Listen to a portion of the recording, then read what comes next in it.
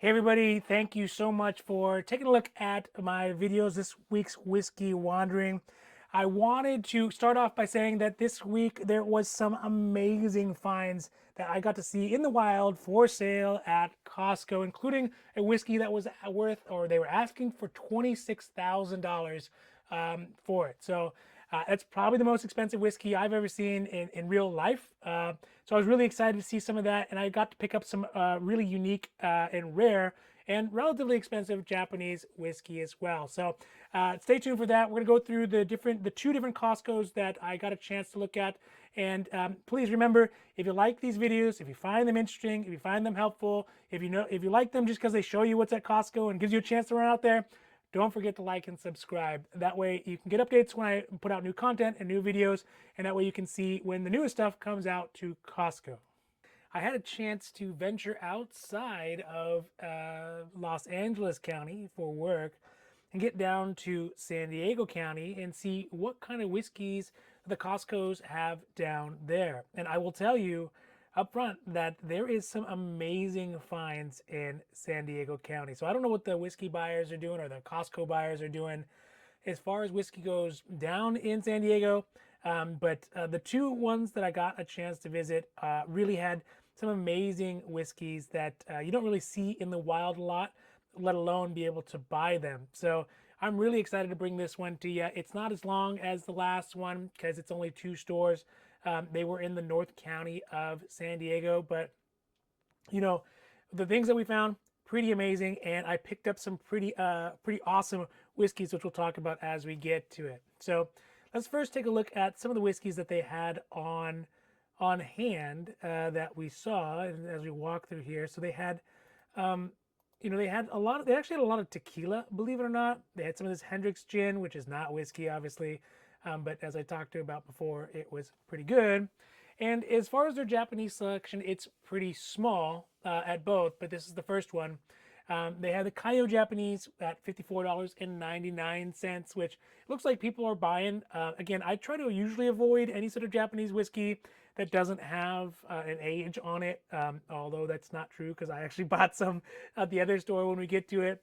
But this Masahiro. This is a new one that I had not seen before. It doesn't have an age on it, but it does seem kind of interesting, and it's kind of in the right price range at $53.99. I looked online and there wasn't a lot of information about it. In fact, I think when I was in this Costco, there wasn't any Wi-Fi or anything inside the Costco, so you got to make one of those kind of split decision, minute decisions as to whether to buy it or not. This time I actually did not pick up the Masahiro. I got my eye on it. I did some more reviews, and it's a little bit mixed, but I'm pretty open-minded as far as Japanese whiskey. And it has all those telltale signs that it's probably a decent Japanese whiskey. Like, for example, it does not have a samurai or a dragon or some sort of crazy Western idea of what Japanese-ness is supposed to be. It just kind of has very simple, understated writing. So to me, that's always a good sign about how the whiskey, Japanese whiskey, that maybe it's actually made by Japanese folks or in Japan, and or produced in a Japanese style and stuff like that. So I definitely have my eye on it, but I didn't pick any up this time because I had some other really great ones at the next two. Now, also, there's some of these interesting whiskeys, some more rye whiskey, this Axe and Oak rye whiskey, which, again, I haven't seen it. It kind of looks like a I think there's like a pancake mix box at Costco that also has this logo or something similar. So, it's pretty frivolous. It might be great, but it kind of threw me off a little bit. This WhistlePig 10, I kind of wanted to get this. I didn't think about it at the time, but as I reviewed the video, I realized, oh, well, I just bought the WhistlePig 15, which I'm going to review here at some point in the near future. I should have got the WhistlePig 10 so we could compare side by side and see what the difference of 5 years makes. A lot of times it does, and the price at $67.99 is not that bad in comparison to what I paid for the WhistlePig, which was a lot more, definitely a lot more.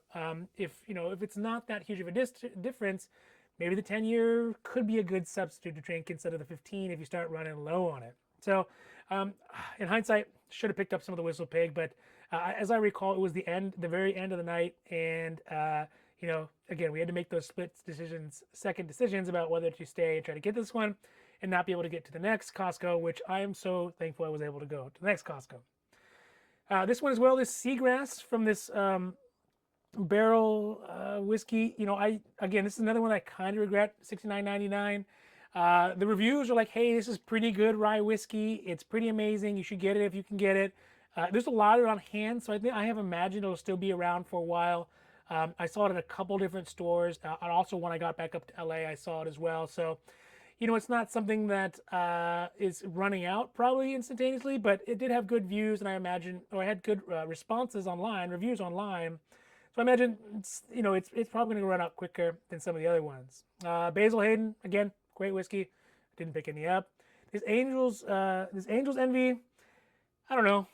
It seems like it's probably on par with kind of a Maker's Mark or a Woodford Reserve. Those kind of, I would call them daily drinking whiskeys. And right now my stockpile, my collection is pretty hefty on daily drinkers because I'm leaning a little bit more towards having whiskey that I can drink because I have a strong suspicion that right now all this whiskey is just coming in from offshore. It's coming in from those boats that were waiting off Long Beach and finally getting shipped out to Costco. But my feeling is that later on down in the year, maybe we get to June, July, August, barbecue season time, there's not going to be a whole lot of whiskey selection around. And so I want to make sure I kind of pick up enough of my daily drinkers to last me through the rest of the year. The other one that I also picked up, not in this video, but previously, was this Kentucky Owl Bourbon St. Patrick's Day edition. I'm not usually a kind of person who want to choose a holiday-inspired alcohol, especially a whiskey. But the Kentucky Owl, I bought a bottle of the batch 4, not knowing anything about it, and I think it was like $289 or somewhere like that. And it might have even been from Costco. And it was pretty good. It had a nice like dill pickle flavor to it, and I really, really liked it, and I wish I would have bought more. But again, it's pretty hard to find, and the batches allegedly have pretty large variation. But Kentucky Owl came out with this St. Patrick's edition, so I jumped at it. I bought 2 of them. Haven't tried it yet. I'd love to hear if anyone has tried it, whether what they think about it. This kind of amalgamation of Kentucky and Irish style whiskeys, bourbon and whiskey. I'd love to hear that because I want to try it out. But again, it's got the green bottle. It's St. Patrick's Day themed. Maybe I'll bust it open for St. Patrick, but it's hard pressed to have something that's holiday, centric whiskey. Also, the other one is this Calumet. This one I keep my eye on. It's got a nice looking bottle to it. It looks real classy. I think if not anything, it'll look great on my whiskey shelf with all the other whiskeys. At $89.99 is a little bit expensive for a whiskey that I know nothing about. But it does have a very classic vibe to it, and it has a feel to it that's portrays itself as a really high-end whiskey, and it's got the price to match. So I've been burnt before by looking at just the actual bottle and the price, but sometimes it doesn't. So I think that's another one on my hit list. If I see it enough times again, I definitely will pick it up. This Glenlivet 12, again, it's around this illicit steel.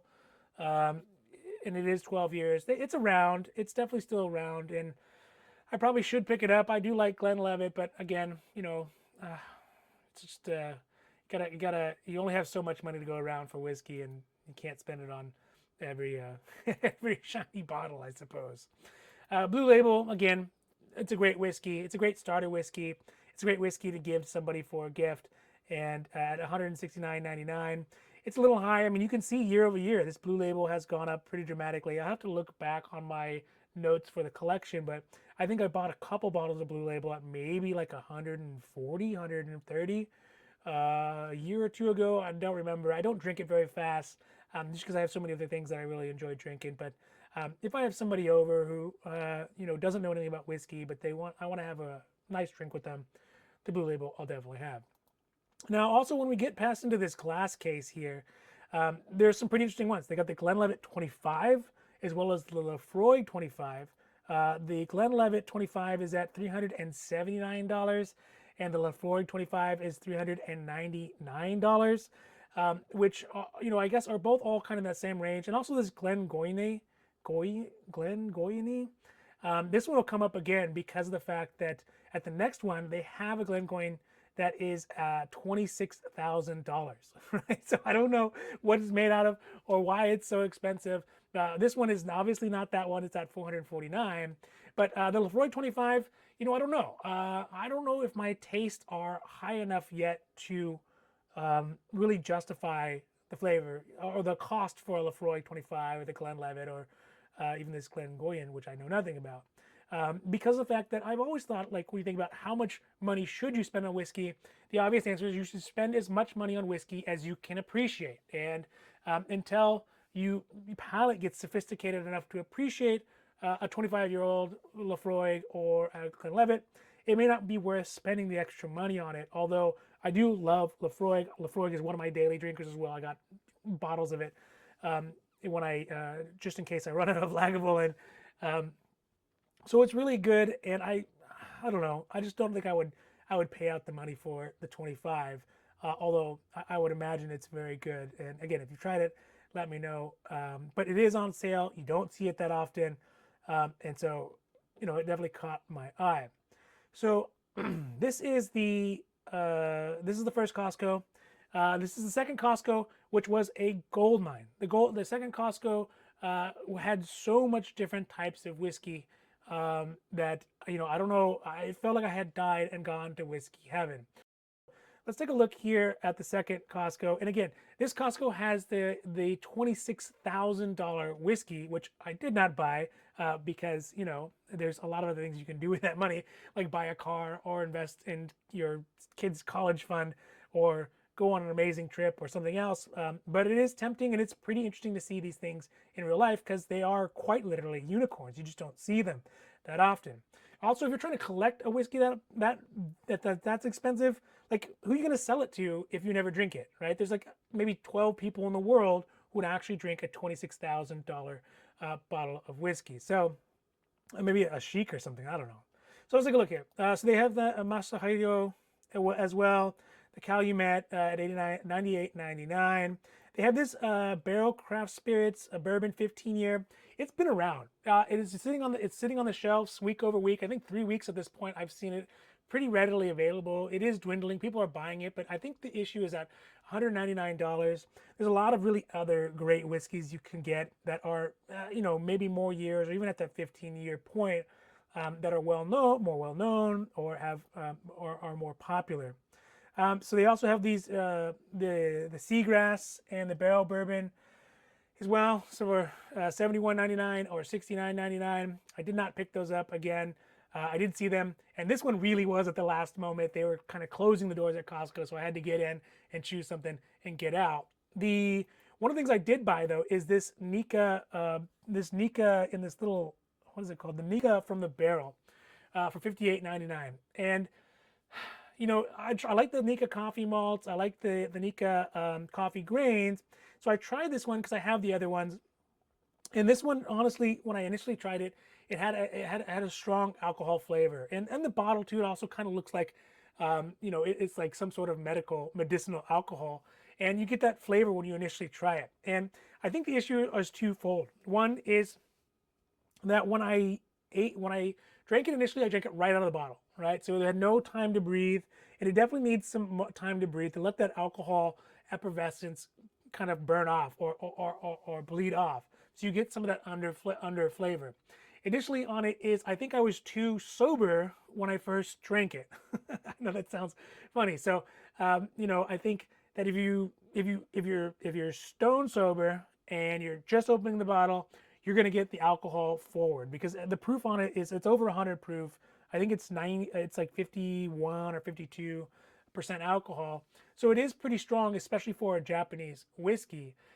But when you let it aerate for a while and let yourself raise your spirits, I should say, then you really have a more openness, and you get a lot of the really intricate flavor that was hiding under the alcohol. Now, the other issue with this is at the end of the night, if this is something you're drinking at the end of the night, it's going to hit you like a ton of bricks because it's pretty alcoholic. So, I really like it. So I ended up picking up a second bottle here, well, this one, because it's not rare and it's not hard to find, but there's usually not a lot of them when you do find them. You might find one bottle or two bottles. So I wanted to pick that up at this time. Now, another interesting thing they had at this Costco was this, I think, what is it called here? Let me backtrack. It's called the Gaolong 5-year whiskey out of China. I can't do it. I just can't do it. You know what? I'm sure Chinese make great whiskey or scotch or whatever they're trying to call it, single malt whiskey. But it's just not, it's just not something that I'm even willing to jump into. So if any of you have tried it, tell me it's good. At $89.99, it's got a nice box, it's got a nice presentation, but I don't know. It just seems very counterintuitive and off-putting. And again, maybe that's a bias, and my understanding of whiskey is so shallow that I can't tell. But I see it, and it is interesting that China is putting out whiskey, but it's not something that I would want to drink right away, unless I had a really amazing recommendation from somebody. Again, they got more Blue Label, tons and tons of Blue Label, tons and tons of this Johnnie Walker Black Double Barrel. I bought this one a couple years ago, thinking that it would be kind of a game changer. Johnnie Walker Black is one of my main day-to-day drinkers. The breakfast of champions, something that Winston Churchill can start his day with. So if it's good enough for him, it's good enough for me to sip on here and there. And I thought the double barrel would really make a big difference, and it really did not. Right, it's not worth the extra money. And for the $47.99, or was or is it $29.99? For the $29.99, I guess maybe it's worth it. But I think that normally I would just pony up for the handle of Johnnie Walker Black, and that way you can have whiskey whenever you need it. This Oban 14, I can never sing enough praise about it. It's great. It's got a nice salty, oceany, briny flavor to it. It's not smoky. So if you like something that's peaty, it's probably not the best thing for you. But at $59.99, it's quite good. It's maybe a little bit less than a daily drinker, maybe a weekly drinker, but it's pretty good. And I have some, so I just decided not to get it. But it is good. Tons and tons of the Lagavulin 12, tons and tons of the Macallan 12. So if that's your thing, there is a lot of it coming in really in just huge packets of it. These are some more of the tequilas, which, I like tequila. I never buy it. I'd much rather put my money towards my drinking money towards whiskey. But there are some great tequila. Now, this is where things get very, very interesting. Because as we had saw in the first Costco, they had this Glenlivet that was at $459, which I thought was kind of expensive, but maybe it's good. But that does not come anywhere close to the fact that this one is at $25,999.99. Actually 0 cents, but sounds better at 99. So I don't know why this whiskey is so expensive. It seems quite high, and I traditionally don't drink a whiskey if I only have one of them. I try to have at least 2 of them. I try to have 3 of them. One to drink, one to show, and one to hold on to for the collection. But at $26,000, it's basically a showpiece, right? It's something that you bring out to your friends, you let them rub the bottle once or twice, and then you put it away and never talk about it again. So it's pretty amazing that it's there. I didn't buy it, and maybe, hopefully one day, if my palate gets so sophisticated that the best of the best whiskeys cannot fulfill it, then maybe it's worth $26,000. Or if I win the lottery, or become a bazillionaire somehow, then of course, I'd give it a try if the money is no object. But money is an object, and but it's amazing, and it's amazing what you can buy at Costco. It probably is one of the most expensive things that you could buy at Costco, and that includes buying things like cars and air conditioning units, and I don't know what else. But it's pretty amazing. Again, if anyone else has tried it, I'd love to hear what you have to say about it. Because who doesn't want to know what a $26,000 whiskey tastes like? So that was pretty impressive. It really knocked my socks off. But the one thing that I did end up buying, and I splurged on this one, and I probably blew the budget for a couple months here on my whiskey, but is this Shibui 30 years. And so I have the Shibui. I have a multiple years of Shibui. I have the 18-year, I got the 30-year, and I think it's a 10 or a 12, or I'm not sure, maybe it's even unyeared one. And I have never, ever been let down. Shibui is an amazing whiskey, especially for the Japanese style. It always knocks my socks off. And I have 30, and this would make a couple bottles of 30. So now that I have a couple bottles, I might actually be able to drink the 30. Well, I mean, if I ever get elected president or something, I guess. But I could drink it and not feel so guilty because I have at least another bottle for show and another bottle for the collection. But I did end up picking 2 of these up, and usually when they come out, they don't have many of them. And in fact, at this Costco, they only had 2 bottles, and so sorry guys, I picked up the last 2 bottles. You're gonna have to wait till next time. But at $7.99, it is pretty steep, but you know, whatever it was that compelled me, especially the Japanese whiskey, the high years, all that stuff, just, you know, I'm really susceptible to it. So I bought it. And maybe if I ever get to, you know, 100,000 subscribers or 1,000 subscribers, or I don't know, 10,000 subscribers, maybe I'll bust that one open and do a review for the Shibui 30. So that was my excitement for the day. And, you know, they were closing everything down, and I got to get the lady to get the thing out of the glass, and she's got to find the manager who's got the key, and they're not sure if they have the boxes. And, you know, it's a big mess, but it's ultimately worth it. It's definitely worth it. And, you know, I hate to be that guy, but you know, as you stand by the little merchandise pickup window at Costco, multiple dudes came by and they were saying, "Hey, that's good looking whiskey," you know, or "That's you getting that?" Or, you know, those kind of comments, or them kind of eyeballing your whiskey. So that's a nice point of pride, and I'm really excited to see what it tastes like if I can ever muster up the gumption to buy it. So I think that's pretty much it for the 2 Costco's that I got a chance to go to in in North County of San Diego. And for those of you folks who live in San Diego, you all are super lucky ducks, right? You have some really good whiskey selections, at least right now. LA does too. There's some great ones in LA, but I have not seen a LA Costco that has as wide and as much supply of the kinds of whiskeys that I would want to buy, that I would wish to buy, and that one day, maybe, just maybe, I hope to buy. All right, well, so that's it for this Whiskey Wander. I really appreciate you all listening and watching and enjoying this along with me up to this point.